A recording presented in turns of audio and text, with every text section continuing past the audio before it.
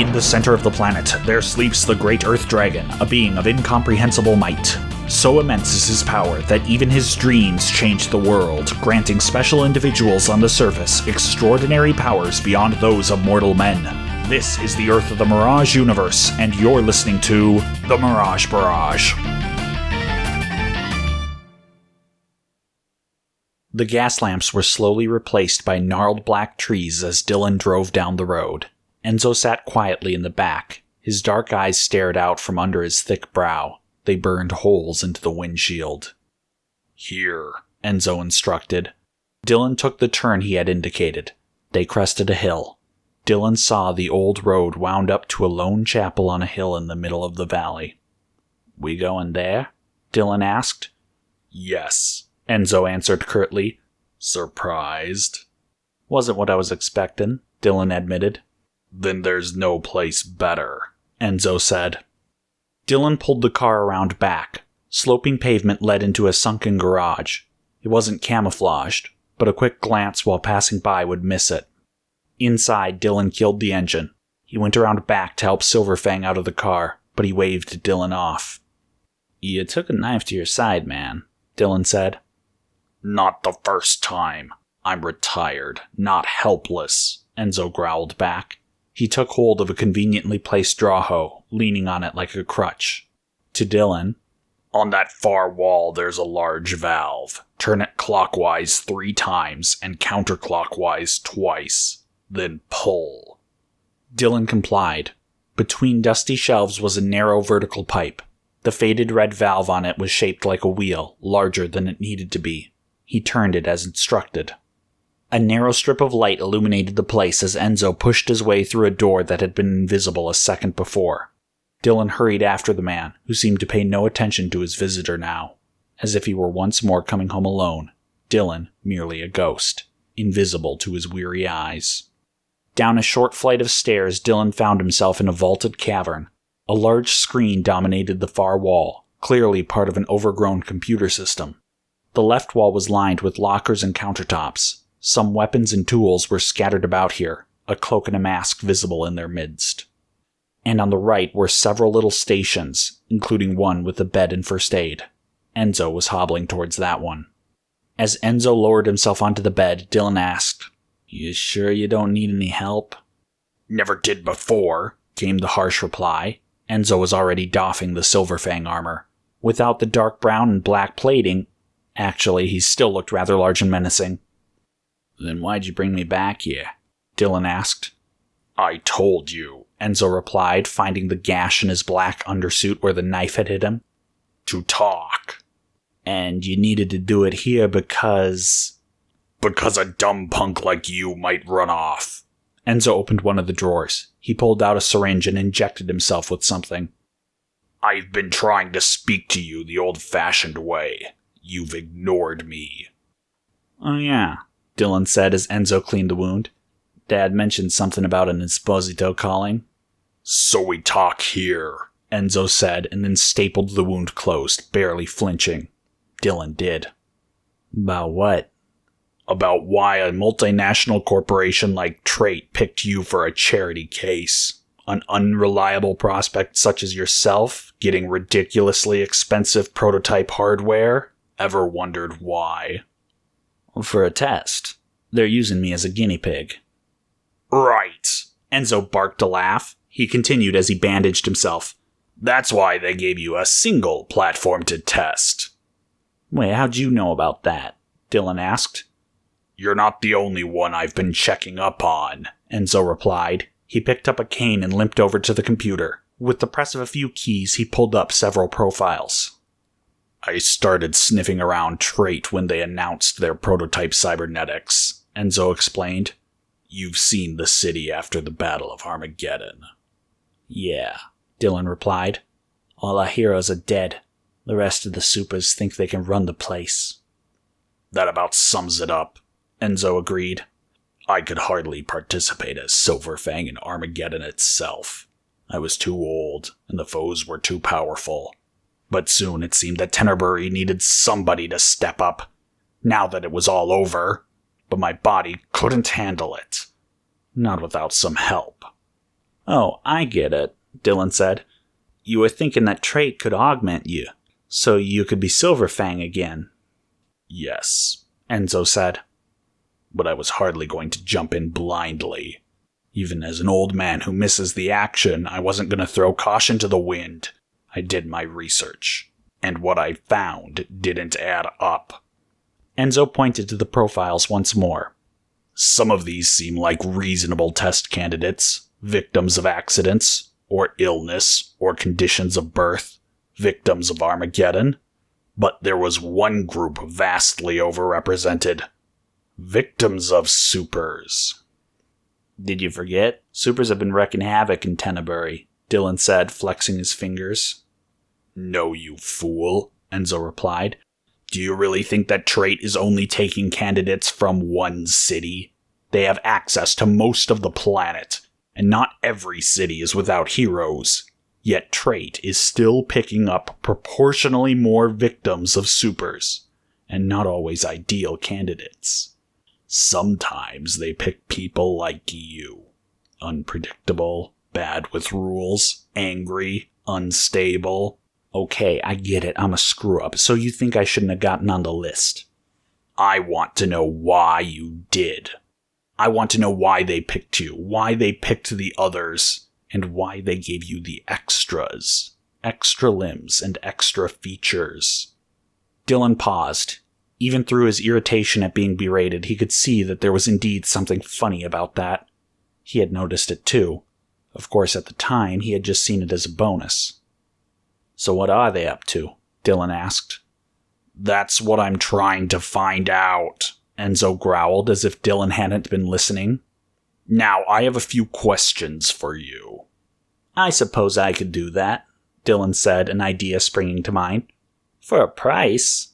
A price? Enzo asked, outraged. Yeah, Dillon replied easily, recovering his swagger. I want you to train me. Excuse me? Enzo demanded. You said it yourself. Someone needs to be out there. There's too many supers going wild without a hero. Now, I don't know about a hero, but I'm already on the path to stopping them.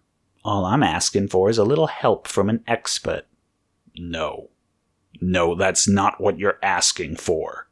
You're out for revenge. I'm getting real tired of people reading my mind.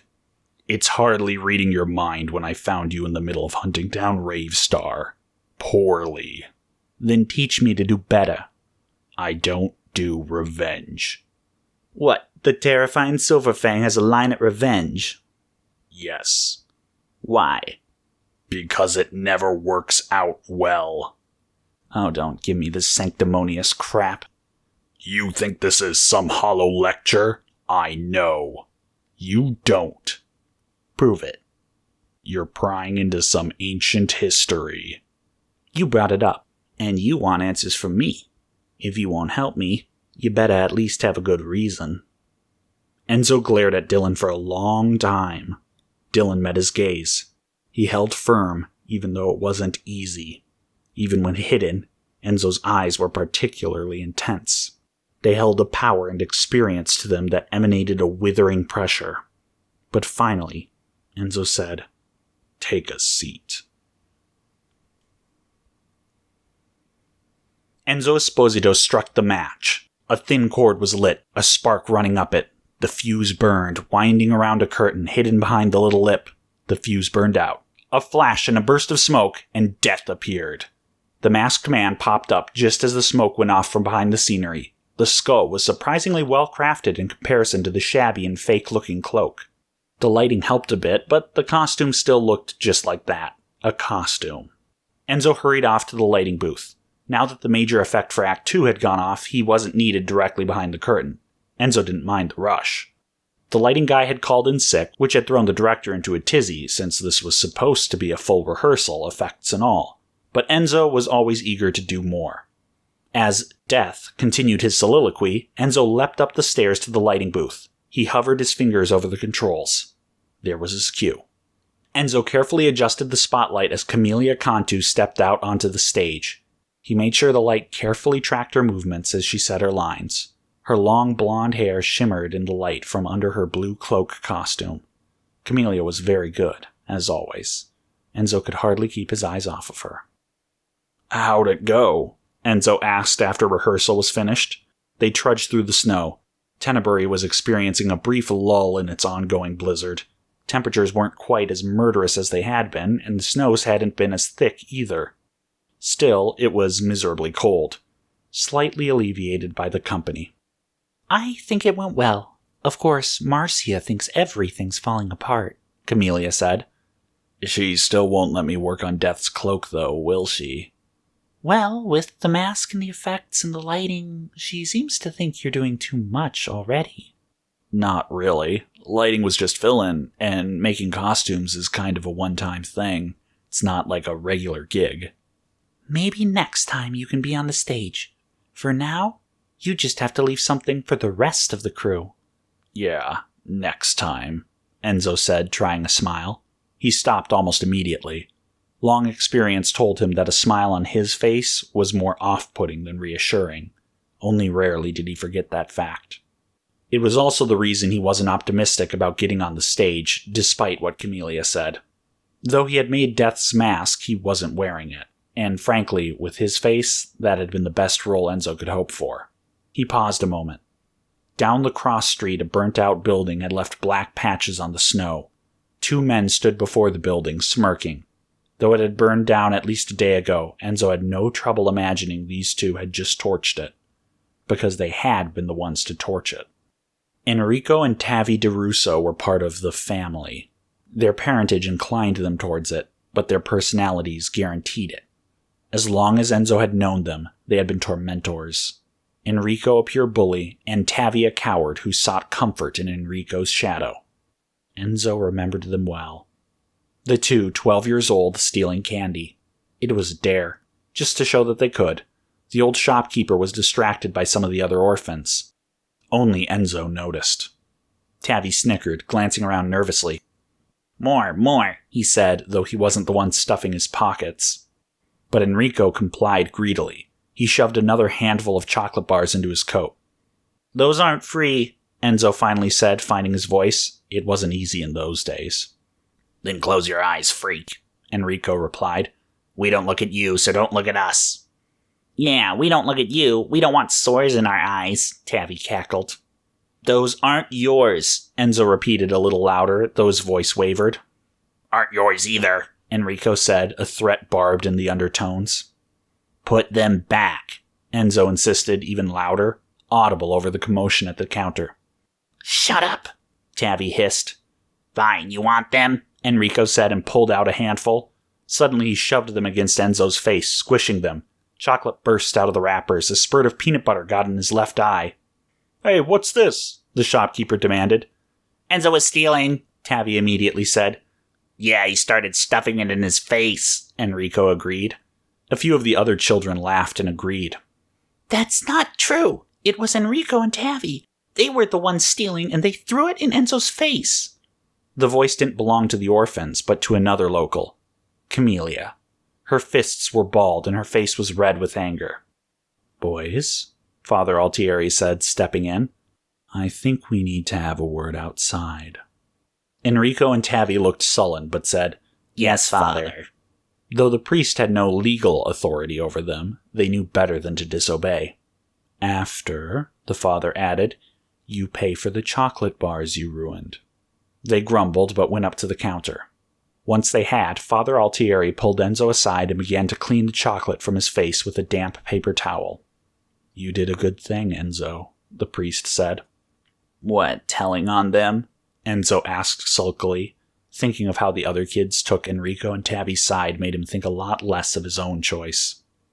"No," Father Altieri said, refusing to hit them back. And when Enzo looked normal again, the father bought him an extra piece of candy, but none of the other children saw. "Are you still practicing?" Camellia asked, back in the present. Enzo tore his eyes from the 2 grown bullies. No longer could a priest rein them in. They were part of something much bigger now, and their crimes much worse. Enzo finally processed what Camellia was asking him about. Acting.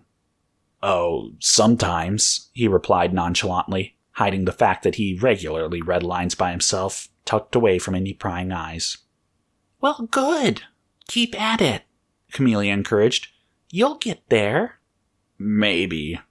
Say, Enzo said, stumbling a little, you wouldn't mind helping me practice sometime, would you? If you have the time, that is. Oh, sure, Camellia said after a second. Enzo couldn't quite tell what the pause meant. I'd have to see when I could make some time. Of course not today or anything, Enzo added hurriedly. I've got to talk with Father Altieri soon. All right, we'll figure something out, Camellia said brightly. Right, yes, Enzo agreed. And the two parted ways, Enzo returning to what might as well have been his home. The church was directly adjacent to the orphanage where he had grown up. And though he had no true parents, the priest of the church had always ensured that Enzo was cared for. Father Altieri's title very nearly had two meanings to him. Enzo's steps echoed through the narthex. The church seemed entirely empty. That was a bit unusual at this hour. Father Altieri would usually be here. Then Enzo heard his voice, in the distance, tense, irritated. And another, hurried and scared, vaguely familiar. Enzo poked his head around to the next room. Father Altieri was escorting a man towards the confessional. Enzo did recognize the other man. With a shock, he realized it was Carlo Cantu, Camelia's father. This is a bit unexpected, Father Altieri was saying. Sorry, Father, but I might not get another chance, Carlo replied. That caught Enzo's attention. Carlo was really on edge. The two entered the confessional, and in the silence of the church, Enzo could make out some of the words. Kill us, he heard Carlo saying. Enzo should leave. He knew that. But the hairs were raised on the back of his neck. Who did Carlo mean by us? Surely he couldn't be including Camellia in that. Could he? Enzo didn't move.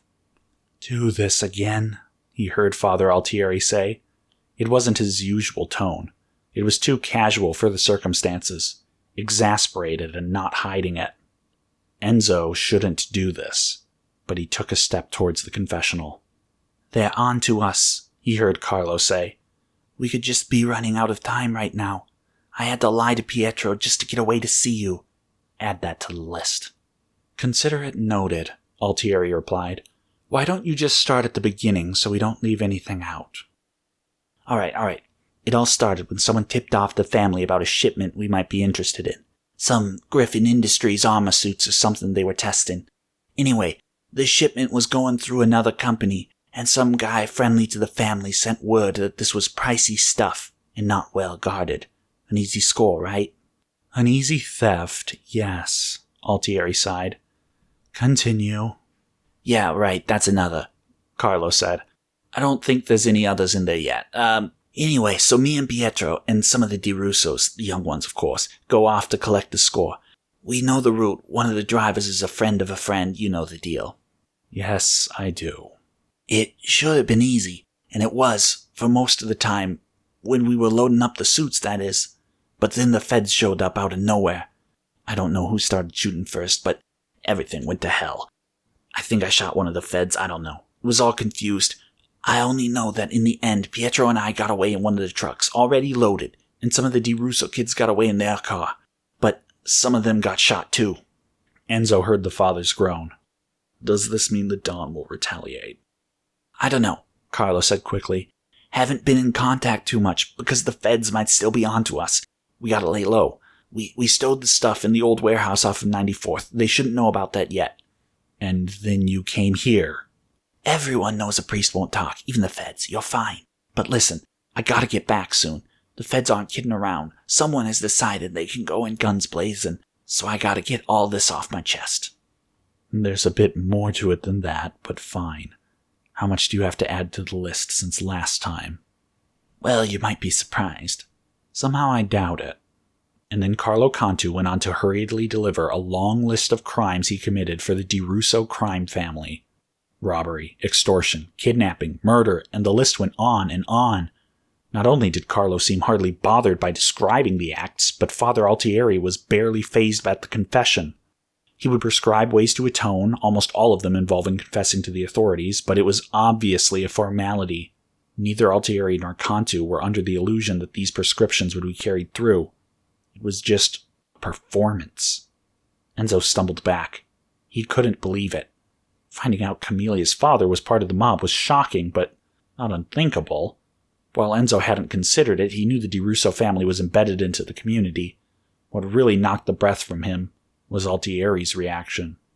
He had known. He had known for years by the sound of it. None of this was a surprise, and he wasn't even trying to change it. The man who brought him his drama books when he had expressed interest in acting. The man who made sure the children in the orphanage, but especially Enzo, got a chance to go out and see the zoo or a concert or visit a museum. The man who had told him to hold his head up high and take the high road, even when the world beat him down. He was complicit in all of this. Enzo fled the church.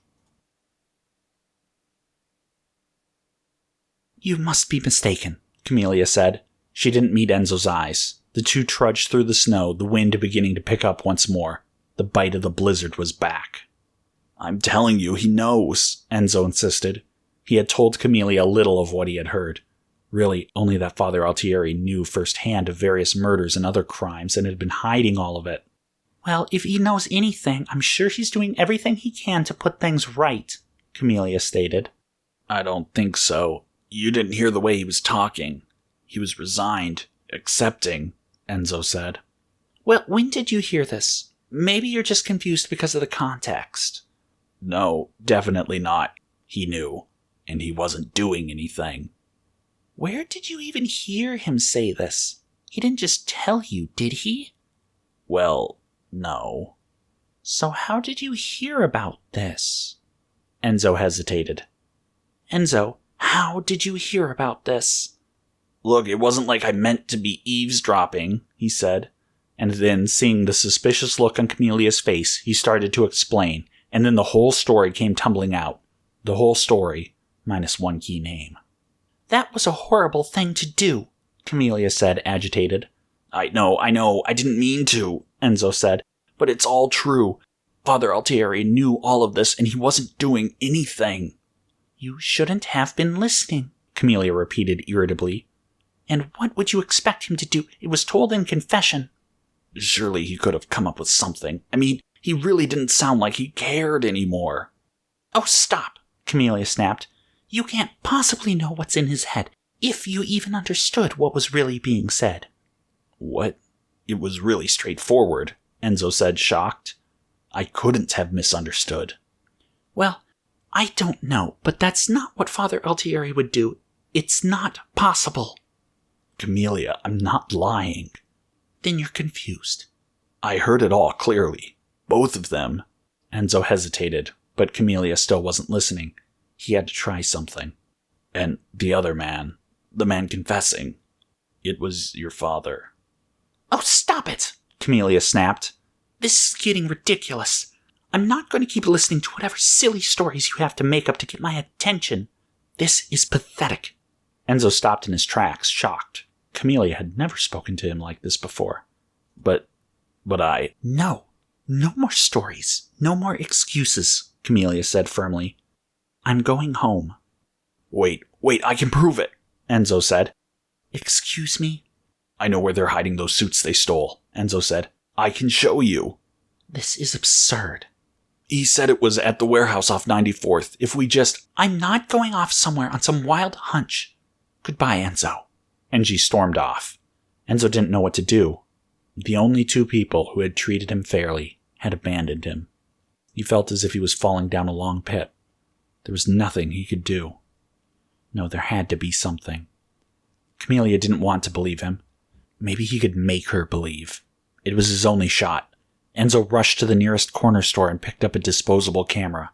He would just have to hope the light would be good enough for the photos. And he set off for the warehouse.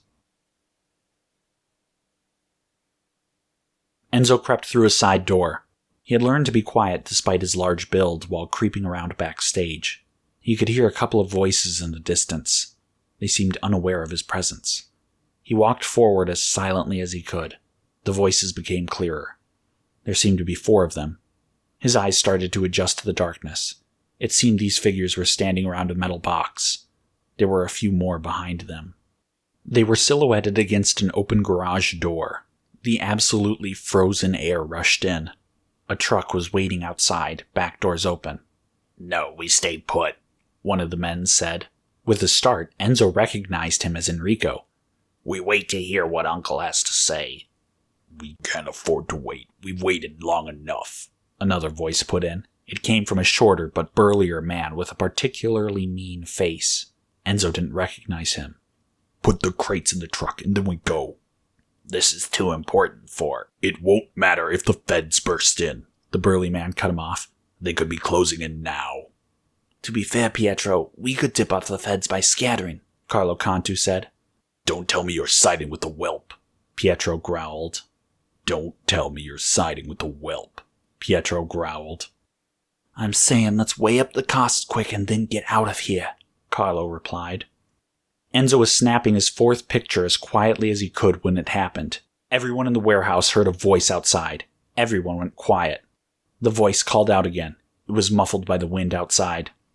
The feds, the fourth voice, Tavi's, said. It was trembling, far more scared than the others. Quiet, Pietro said. Someone go check. It sounds like only one, Carlo said, puzzled. Dad? The voice said again. Now Enzo recognized it, and so did Carlo. Camelia? He said to himself, baffled. What is she doing here? Pietro hissed. Did you tell her? Of course not, Carlo snapped. Then where were you? Dad? Let me talk to her, Carlo said. But right at that moment, a door in the front was shoved open, and Camelia stumbled inside, wrapped in her blue coat. Camelia, what are you doing here? Carlo demanded, stepping forward as if to shield the others from her view. She looked up, her face falling. She seemed to be putting a mighty effort into keeping tears down. It is true, she said. How did you find me? Her father asked again. You weren't home. I tried looking for you, but couldn't find you. This was the only place. Yes, but how did you know about... You lied to me. This is not the time. You have to leave. We'll talk about this later. Is that it? That's all you can say? I asked you before if you had anything to do with the DeRussos, and you said you are in danger here. From your friends? No, from... This is the FBI. Come out with your hands up, a voice said through a megaphone outside. We have the place surrounded. She led them here, Pietro snapped, pulling his gun. Don't shoot, you idiot, Carlo said. Now listen closely. But at that moment, Tavi fired his own weapon. The pressure got to him, and his natural cowardice finally broke through his thin but layered semblance of bravado and control. Enzo jumped in surprise. Then he realized what was coming. He made to move. The feds opened fire.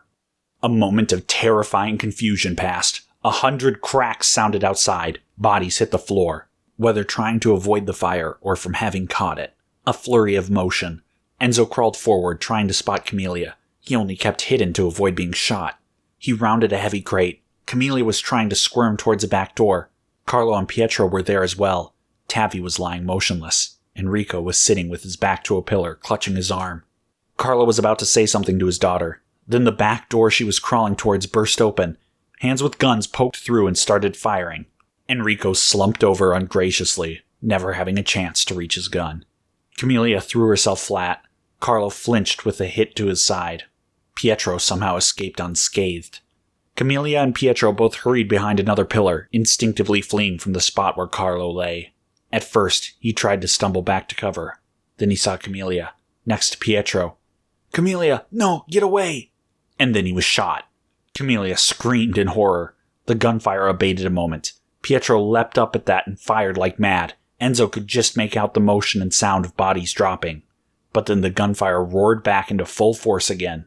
Pietro didn't let this stop him. Camelia sobbed, until Pietro grabbed her and yanked her to her feet. He hauled her around in front of himself. Enzo leapt forward, but he was far from the two of them. Camelia struggled, but Pietro's short, strong form held her taller one captive. The gunfire abated again. From the doors, that is.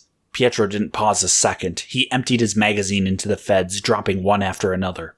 Enzo was halfway to the two of them when the feds decided that the life of one girl wasn't worth the lives of another 5 agents. They fired mercilessly.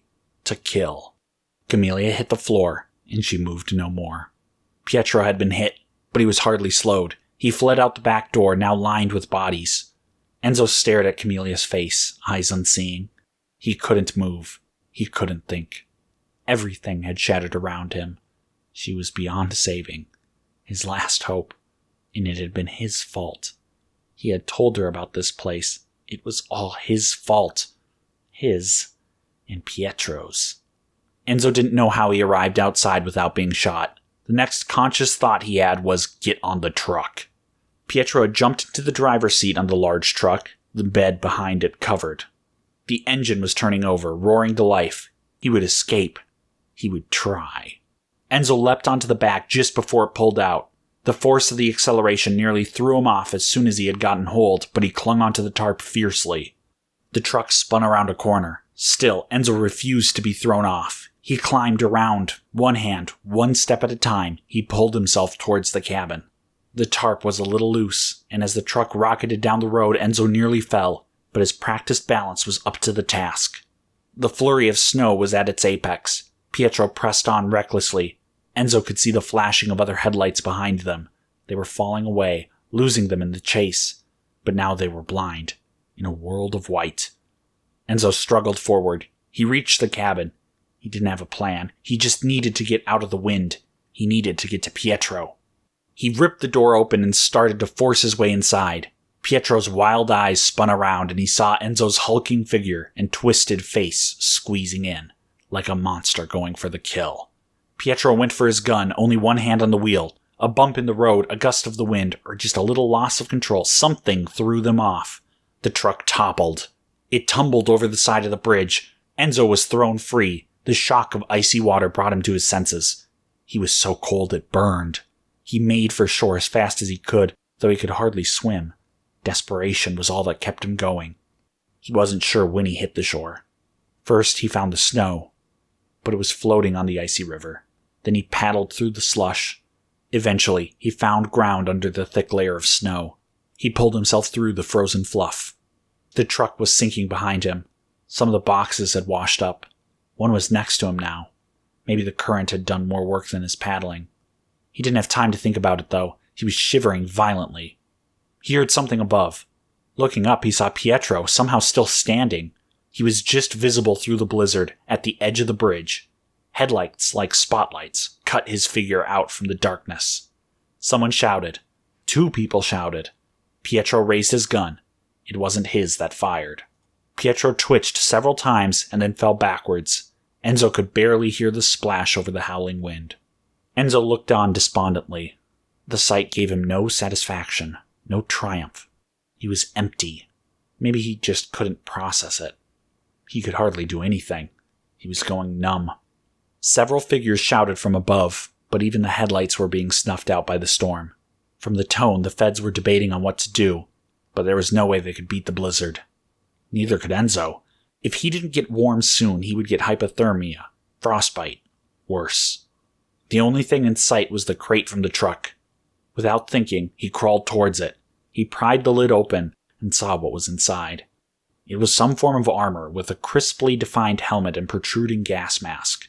And one thing Enzo cared about more than anything else, a heavy cloak. He tried to pull it from the rest of the armor, but it didn't budge easily. He was all too aware of the danger he was in. A clasp came unhitched more easily lower on the armor. He went with it. He undid all of the armor and started donning it as fast as he could. Immediately he could feel the wind cut short. He went faster. It was tedious and difficult, especially with his fingers hardly moving, but he did it. He pulled on the mask and was completely sealed from the weather outside. His clothes underneath were still soaked, but being out of the wind helped a lot. He shuddered violently, but still felt frigid. Frigid, but not dying. He was tempted to curl up into the box, to try to preserve some heat. He felt tired. He knew he had to fight it, though. There had to be a better place to hide. He could do it. He had to move on. He forced his legs to trudge through the snow. Slowly. He could just give up and fall down. It was so tempting for a second. But no, he couldn't allow himself to do so. He had to live. It pounded through his mind even though he wasn't sure why. But it was the one thing coursing through his brain. Finally, the shapes of the city started to materialize in front of him. Buildings. Warmth. He would make it.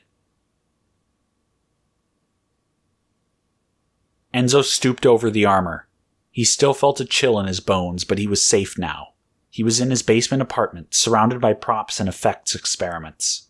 The crowded dark room now seemed to hold 2 large figures. The suit of armor seemed particularly menacing. Now that Enzo could look at it properly, he thought that the visored helmet and protruding gas mask looked a little like a canine snout. It stared up at him like a hungry wolf. Enzo clutched the sides of the workbench. He felt the tension roiling through his muscles. Camelia was dead. There was nothing he could have done. He wanted to find Pietro and hurt him, but he was dead too. They were all dead. Everyone responsible, everyone involved. No, Enzo thought. That wasn't true. There was still the man who unintentionally introduced this to him, Father Altieri. But could he do what needed to be done? Truthfully, he wanted to know why. How Altieri could justify this. But to get him talking would take time, and it would mean more risk. He would need a way to get out if things went wrong. And of course, the answer was staring him in the face. Father Altieri put out the last of the candles. It had been a long day. When he got a chance to look in the mirror, there would be fresh lines on his face. He could always tell when there would be. The door fluttered. A cold breeze wafted in. Altieri looked over, startled. He had shut the door, of course. "Hello," he called out. There didn't seem to be anyone here. He walked over to the door as it swung and clunked dully against the wall. After seeing no one outside, he slowly closed it again, making sure it was firmly shut now. A moment later, and another gust of wind caught him off guard. He looked up and saw several windows burst open. Just as he thought, how strange, the lights went out. Suddenly the church was entirely black. Father Altieri froze for a moment. The chill wind and sudden darkness were unsettling, but this was probably just a blown fuse. He would just head down and... He heard a voice. No, voices. Just at the edge of his hearing. They were low and deep, and there was a faint rhythm to them. He strained to hear, his flesh crawling. Yes, chanting. In some strange language. It wasn't Latin. It was something else. It sounded primordial. "That's not amusing," the father called. As he did so, light returned, just a little around the perimeter of the room. Firelight. The dull orange flickered and waved just like flames, and it cast eerie shadows up to the peaks of the church. "It's not a joke," said an all-too-real voice. Father Altieri stumbled a little into the room, trying to get away from the edges, and then he saw it. Glowing orange writing all over the pews. "Throw wide the gate," they read. "What is this?" Father Altieri asked, a horrible knot in his stomach. "I have come to collect," the voice said simply. "Collect? You won't find any treasures in this house of worship." "On the contrary, there is one most valuable to me, and my master. But no, it is not a worldly one." "What are you talking about?" "Your soul, Father," the voice said, and all at once a huge misshapen shadow appeared across the far wall, like a hulking figure looking down on him. "What?" the father stammered. "This is absurd." He wasn't sure whether he was talking about the situation or the claim on his immortal essence. The shadow chuckled. "They all say that, especially the really juicy ones, the ones overflowing with spilt blood. And my, you are a prize, Father." "I don't know what—" "Spare me," the shadow said tiredly, but with the slightest hint of dangerous anger.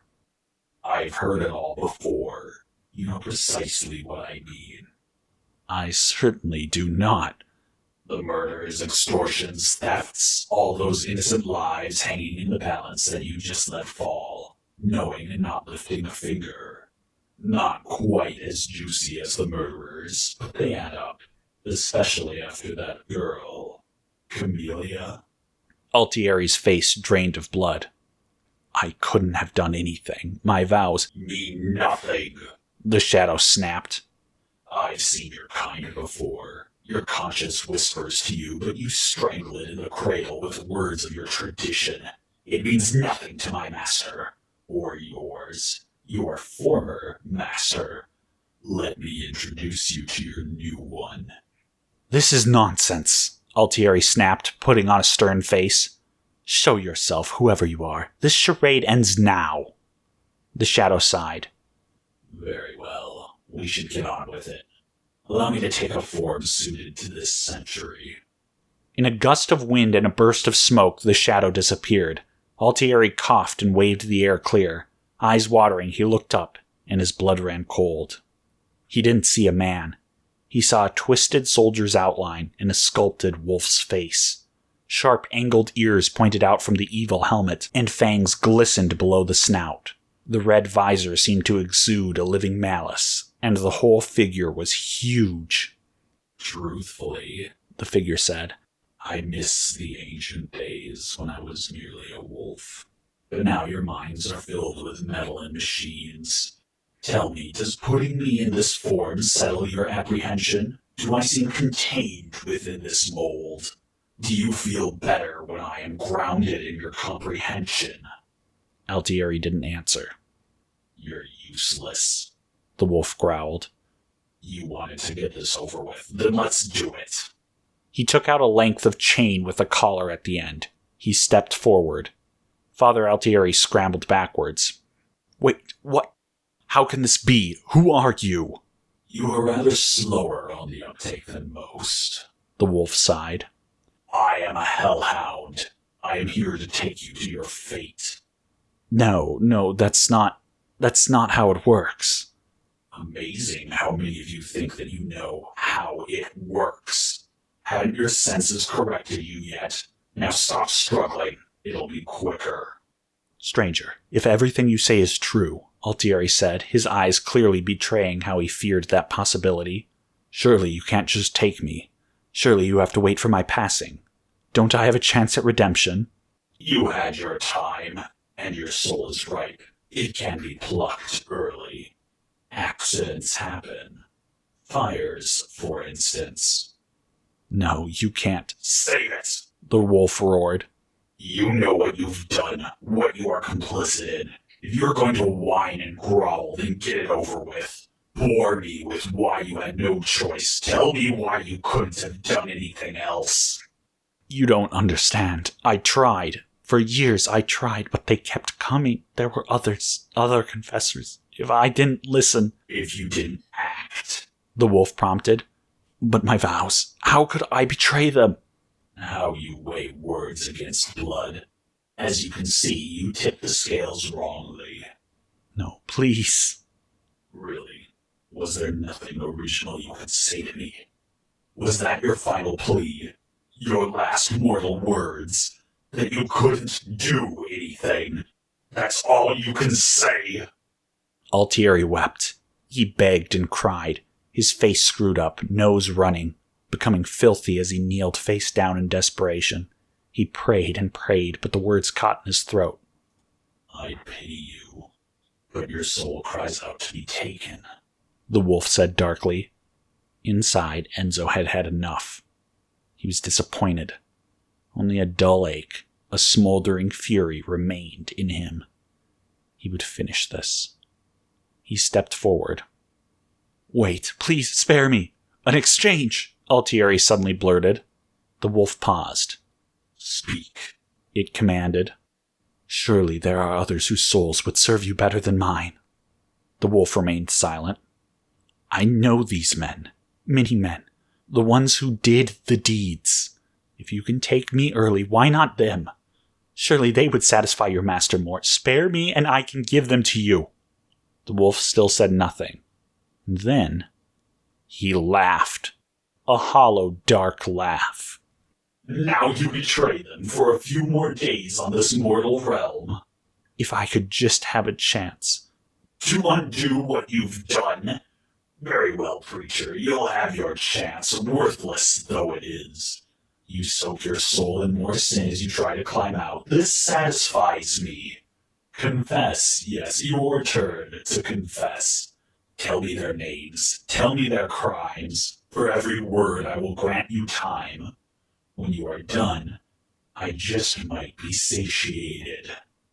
And in shuddering relief and shame, Altieri fell to the floor again and began babbling, confessing, telling Enzo all of the dark secrets. That's great and all, Dillon cut him off, but this has nothing to do with me. You didn't let me finish, Enzo growled. Listen, I got other things to do. Like what? Touché. But seriously, I don't think your story means what you think it means. Maybe you're not listening. You want to tell me that revenge is bad, but instead you've told me how your quest for revenge led you to a list of mobsters. Sounds downright productive to me. Then you need to keep listening. Sure, but maybe tomorrow? It's getting real late. Fine. Tomorrow. No excuses. Do you hear me? Yeah, of course. Wouldn't miss it for the world. Your sarcasm is hardly becoming. I'm serious. Why wouldn't I want to hear from the one and only SilverFang? I suppose you know the way out. Sure do. And Dillon turned to leave. Enzo turned back to his computer, puzzling out how to handle Dillon when he returned. He was a hard one to crack, extremely stubborn, but he might still be the key. Enzo turned back to say something, but Dillon had already left, in perfect silence. He had talent, Enzo had to admit. Then he noticed something. Blast you, Kincaid! Dillon slipped the helmet on. He thought it amusing how the old man had let his guard down in that last second. About halfway through his story, Dillon had started scoping out the room. While SilverFang's story was interesting, it was just a history lesson. Dillon had higher priorities, and Enzo would help him one way or another. The locker closest to Dillon didn't have the original SilverFang suit. Dillon wouldn't have taken it if it did. That would be too large and bulky anyway. But what did catch his eye was an alternate suit. Dark silvery gray, it was a rounded, sleeker helmet and cloak combination. With it was a black suit, utility belt, and 2 canisters to be held behind the shoulders, shrouded by the cloak. Inside, Dillon was sure, were plenty of goodies. And he had been right. Plenty of the gadgets SilverFang had used were stored in them. Just what he needed. After a few days of prep, dodging Enzo and tracking down Ravestar again, he was ready. He used his own black undersuit, which fit better. He wouldn't have the armor, but Ravestar would just cut through it anyway. It didn't matter. He didn't try to alter the helmet and cloak, they would be perfect. He discovered the cloak was actually cut into 2 strips which hung behind his arms. A little experimentation, and he found cables running inside them. When he used the interface in the helmet, he could pick a gadget from the shoulder canisters. Then it would be dispensed, sliding down the cable, dangling next to his hand. An efficient delivery system. All that remained would be his choice of limbs. He picked the hardy arms and the athletic legs. Strength and speed. Now terror, too. He would have every advantage on his side. When he was ready, he powered on the helmet. The interface once more flickered to life, and then something crackled in his ear. Kincaid, I want my suit back. It was Enzo. He was speaking over a secure channel directly into Dillon's ear. Sorry, need to borrow it, Dillon said. Bring it back, or I'll make you bring it back, Enzo commanded. Bet I could outrun ya. Fine, we'll do it the hard way. A moment passed and nothing happened.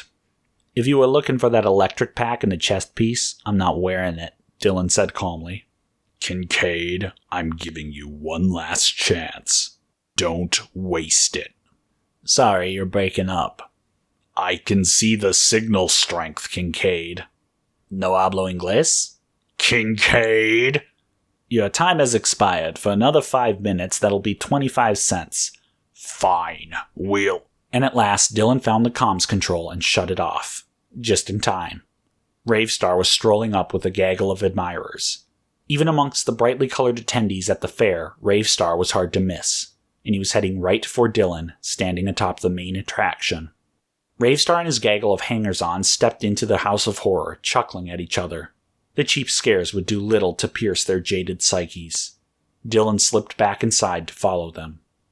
Ravestar and friends ambled through the twisting halls. They laughed at the flickering lights and ominous sounds. A carnival worker dressed as an axe murderer leapt out with a horrible scream.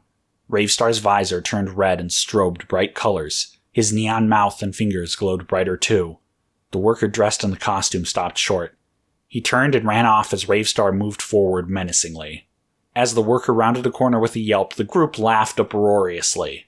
Ravestar returned to normal. Slowly, as they got more and more bored, the group split off into ones and twos. Ravestar eventually sidled off by himself. It seemed these were followers, not friends. As the DJ drifted down another dark hallway, he turned back sharply. He thought he heard a noise. A familiar noise. Just a hint of skittering paws. After a moment in which it didn't repeat, Ravestar continued on more cautiously. He came to a split in the hallway with two paths. He froze. There was that noise again. It was coming from the right hall. There. He had seen something. He thought. Just a glimmer of red for a second. Yes, he thought. It had been two dots of dull red light, like eyes staring at him. But they had vanished a second later. Ravestar charged his energy. His fingers glowed. He wouldn't be cowed by some creepy imagery. He took a step forward. Ancient runes suddenly glowed on the walls, and an all-too-familiar subsonic hum filled the room. He fought to keep himself under control, but the spike of panic shot through his nervous system. He had to do something. He pointed his finger and fired into the darkness. The beam of light illuminated the walls, and the heads mounted on them. Frightening, disfigured heads, jaws agape. He stumbled backwards as a blast echoed from behind him, and then something flashed down the hall and exploded into a brilliant light. His visor dulled the flash, but his eyes still stung. He stumbled. He ran. He rushed down the left path. For a panicked moment, he couldn't tell if anything was following him. And then, he thought everything was gone. He glanced over his shoulder. And an army of scratching claws sounded in the dark, chasing him. Ravestar sprinted down the corridor. He spun around and fired again. When the hallway lighted, though, there weren't any rats. Ravestar paused a moment. And then the fire came. Burning red lines covered the ground and stretched upwards towards him. It was as if the entire hall was breaking apart, revealing the cracks to hell.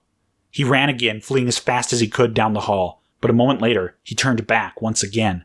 Even as adrenaline pumped through him, a moment of doubt came over him. This was crazy. It couldn't be real. It couldn't, right? Unless there was a super involved. He stopped just at the threshold of the next room and glanced back. He got a split-second view of a figure rushing towards him. Ravestar fired. It clipped the black figure's shoulder. It threw something. A small object flew through the air right at Ravestar. He aimed. It exploded. Ravestar flew backwards from the shockwave and into the Hall of Mirrors. He landed on his back. He scrambled to his feet, but the hallway leading out was black now. The door slammed shut. He was surrounded by a circle of mirrors, each showing a distorted reflection of himself. In the moment of quiet, Ravestar had a moment to think. His mind finally whirred to one conclusion. "You're not a super," he declared to the room. The voice echoed in reply, impossible to pinpoint. No. "And you're not SilverFang, not the real one." No. The voice said again. "What do you want with me?" Ravestar demanded. Satisfaction. Ravestar couldn't take it. He fired quickly. He struck a mirror and it bounced from one to the next, nearly slicing his own neck. He seethed. He had been led into a trap. He couldn't fire in here. A vertical razor disc flew out from between two mirrors, straight for Ravestar. He ducked and tried to shoot at the space between the mirrors, but as he dodged, he aimed too hastily. He hit the mirror again. Again his beam bounced around. This time it struck his elbow. Another razor disc from another point. Ravestar ducked. A third came towards him, cut into his shoulder. He cried out in pain. Something hit his feet as he recoiled. He suddenly couldn't move. Panic and fury mixed in a powerful cocktail. The instinct of cornered prey in the body of a predator. He fired again, and once more the beams bounced back and cut into him. He forced himself to stop. "Face me," he cried, but he made no move. Something was stuck to his feet. He couldn't pry them free. fight me fairly. There's no fair with supers, a voice said from right behind him. And then something slammed into the side of his head. The powerful blow sent him to the floor. His feet were suddenly free, whether from the blow or from something else. Ravestar tried to scramble to his feet, but the black figure, dressed in a dark silvery helmet and cloak, raised a strangely mechanical hand and punched him in the face. The two glowing red eyes burned into him. It wasn't SilverFang, but the mask did make Ravestar think of the hungry wolf, staring him down. Ravestar raised a hand, but the beast caught his arm. His mechanical hand grabbed the super's fingers and shattered them. Ravestar screamed. You wanted a fair fight, the beast hissed. Ravestar flailed ineffectually. The wolf batted it aside. Whatever he said, this wasn't a fight. You can't do this, Ravestar said, resisting to the last. The beast, the new, twisted SilverFang, leaned in. No mercy for the merciless, it said. I am a super. I am better than you, Ravestar tried to declare. In reality, it was a plea.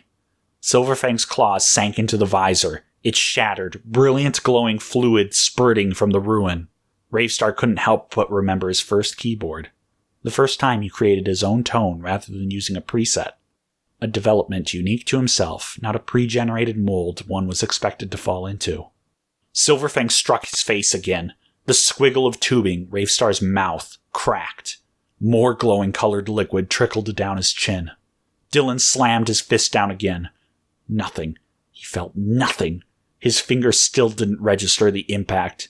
They would never again feel the satisfaction of taking down an overconfident punk, or the grip of the cloth tape around a hockey stick, or even the benign texture of a control stick under a thumb. They wouldn't feel any of it. They weren't there. Ravestar remembered his first show, before Powers. It wasn't really a show. It was a little party in high school. He remembered how faces changed as he pumped out the beats. He remembered their transformation. It was his as well. His first. The fists fell. A shower of pink, yellow, and blue rained down on SilverFang, running down his mask. He felt nothing. He felt nothing. He felt nothing. Now he was pleading. The song echoed in his head. The falling of his hands turned to the beating of the bass drum. A thin, mournful, yet soaring synthesizer line kept cutting through it all. The plea. Ravestar was mangled. He was unmoving. He had no face. The memory of faces, of the show, lived on. The song refused to die. Dillon stopped, holding the metal fists above the body in front of his face, motionless. Still the song went on.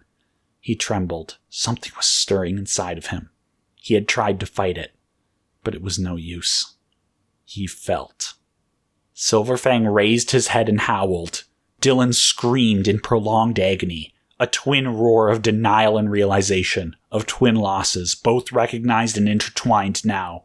A roar of pain at the cumulative injustices of the universe. He screamed as his consciousness roared back in terrible agony. He screamed as he was blinded to the present roar around him.